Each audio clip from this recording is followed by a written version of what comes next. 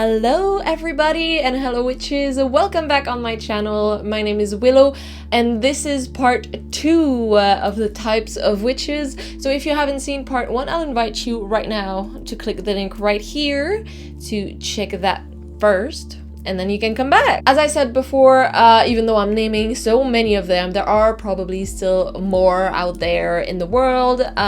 So if any of them are missing, I'm sorry. Maybe I'll include them in a third part. But for now, we're gonna go with that. And I'm gonna jump right into it because I had something to say, but I don't remember anymore. So let's just jump into it. And we're starting with the Norse witch or the vulva. It's a bit of an older term, but I'm guessing some of them might use it. So the Norse witch will mostly center their craft around the Norse traditions, and they'll honor their deities such as Odin and Freya. They'll also often use the Futhark runes as a means for divination. You know, they're kind of the Viking type of witch. In the same order of idea, there is the Scandinavian witch who centers their craft around Danish folklore, Scandinavian folklore, and some Norse traditions as well, since it's kind of close. There is also the Hellenic witch who will worship Greek deities, more like the ancient Greece and these traditions. The Celtic witch will focus on the Celtic folklore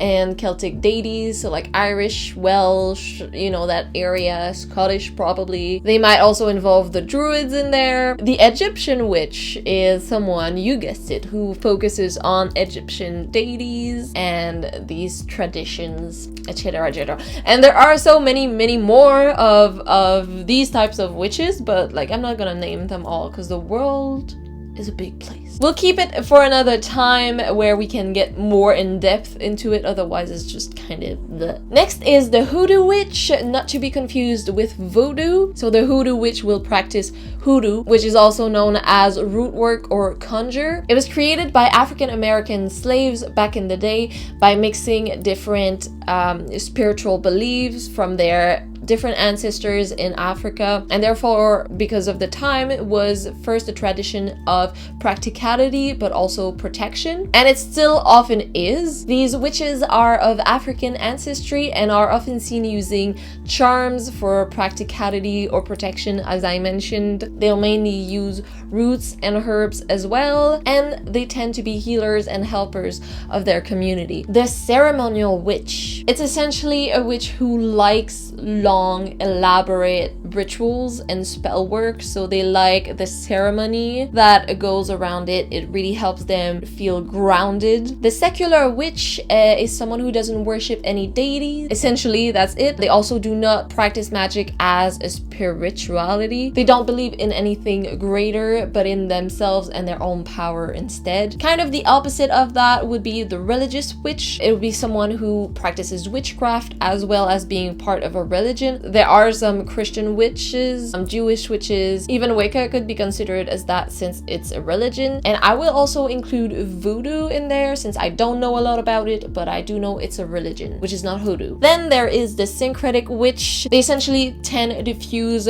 different types of philosophies and beliefs, even religions sometimes, to create their own little individual practice. It's sort of like the eclectic witch, which I mentioned in the first part, but it goes beyond. It's a lot more about philosophy. Mind you, there is even a science witch. Yes, some people believe in both magic and the weird occult stuff and things that can be proved by science. And they will actually usually tend to mix both and try to prove scientifically some other occult forces. So these witches really do believe in a connection between science and magic and the occult. Now the elemental witch, although most witches will use the 4 elements in their rituals when they have to cast a circle, the elemental witch sort of focuses their whole practice around the 4 elements, which are fire, water, air, and earth, if you didn't know. So they will honor each element, sometimes have a specific altar for each, and of course they will call on them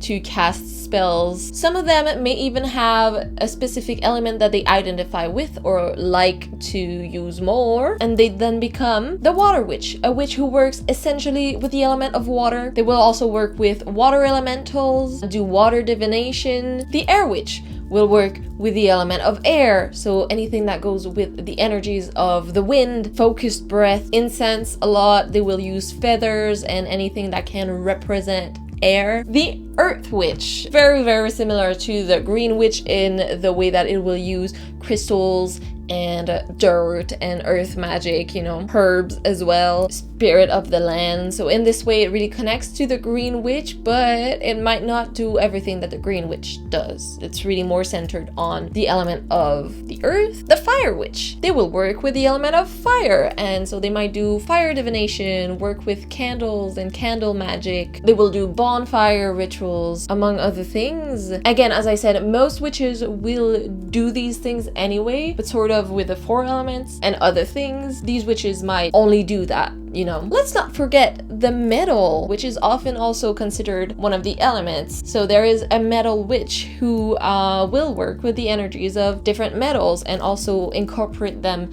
in their rituals and spell work. They may be found creating their own jewelry out of metal, their own wands and tools, amulets and stuff like that. They're sort of like the blacksmiths of witches. That's how I see them anyway, but what do I know? Then we got the seasonal witch. You can guess they will work with different seasons and the energies that each of them bring. They will therefore be very knowledgeable about these things. They may incorporate weather and storm magic, and they may, you know, choose specific times during the year to do specific rituals and spells. The Storm Witch or the Weather Witch, although Storm Witch sounds a lot more badass, or witches that will work with the weather. It could be sort of like a branch of the seasonal witch, but instead they will work with the energy that comes when it rains, or when there is a storm outside, or when it's really windy, or when it's very warm and sunny. They will use the weather and the different energies that comes with it to work. Now let's move on to the Solar Witch. They will work with the energies of the sun and the different cycles of the sun. They will time their rituals with a specific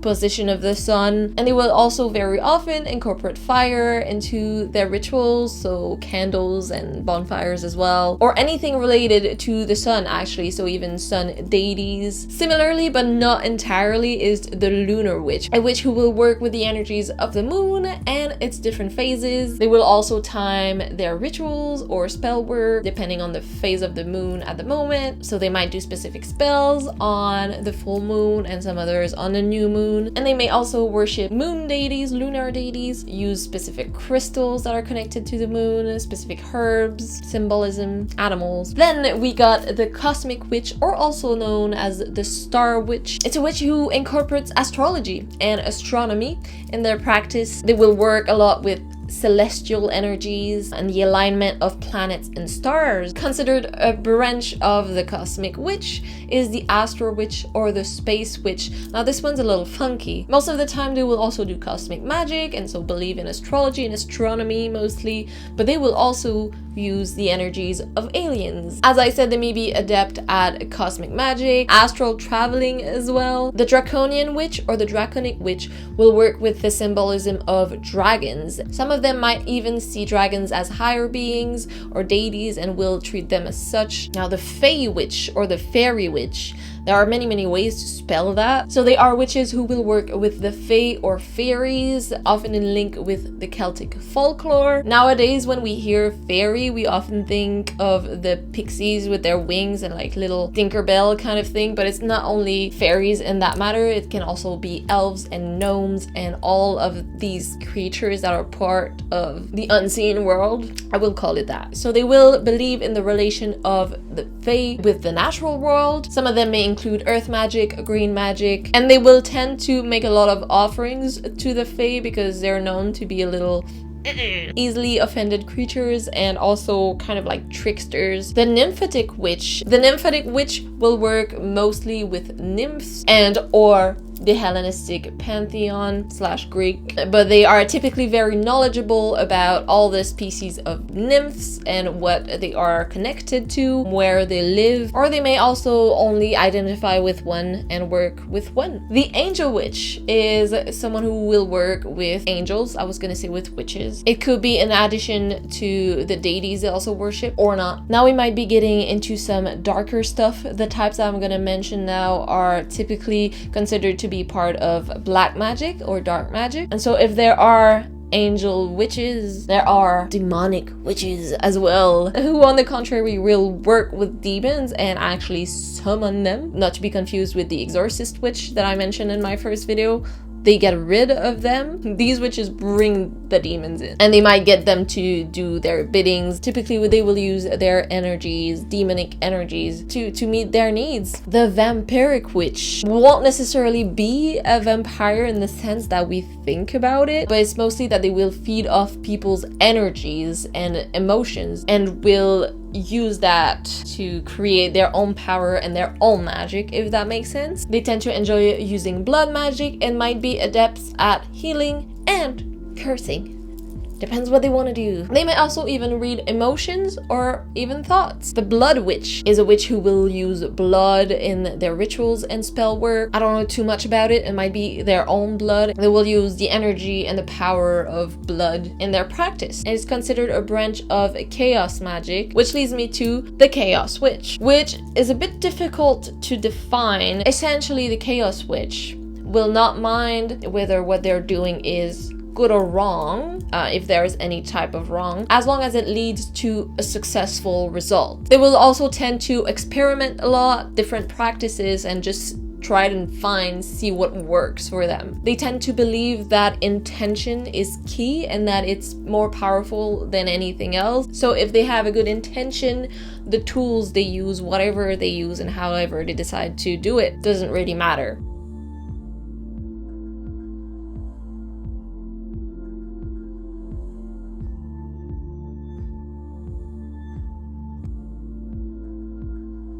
Now, the Void Witch is a witch who studies and works with the void, which is described as an infinity of nothing and everything, according to Thomas Shout. They tend to incorporate the use of meditation, divination, or they will work with void entities. I don't know what they are. And it can also be considered a branch of the Chaos Witch. The Bone Witch is a witch who uses bones in their practice. They can typically tap into the energy of these bones and sometimes even communicate with the entity attached to them, and it may also incorporate elements of death magic and or necromancy, which leads me to the Death Witch. They will typically work with the dead and honor them along with the power of death itself. Like, there's a focus on death and not only spirits. They tend to see death as something very positive, a new beginning, and an essential part of life. They may or may not incorporate necromancy, and they may or may not use bone magic as well. And finally,